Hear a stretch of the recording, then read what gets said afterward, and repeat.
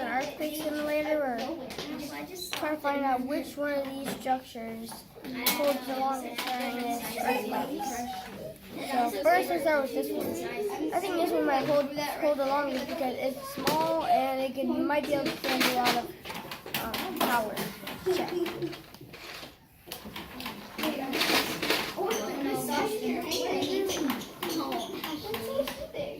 It's not going to work out as good as this. That's so soothing. Put it back on. Nope, stopped at 5.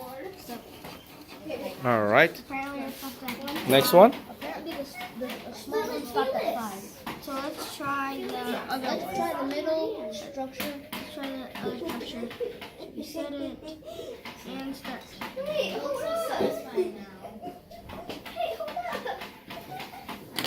No, it stopped at 2. It stopped at the second part. Now let's do this one.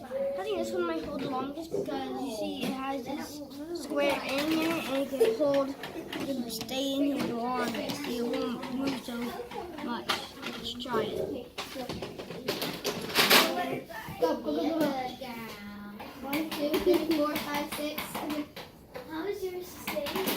Oh, one piece. It's at 4 right now. 4 seconds.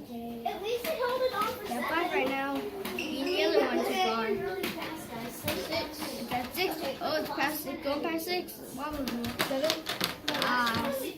Stopped at 7. Stopped at 7. All right, guys. Great job.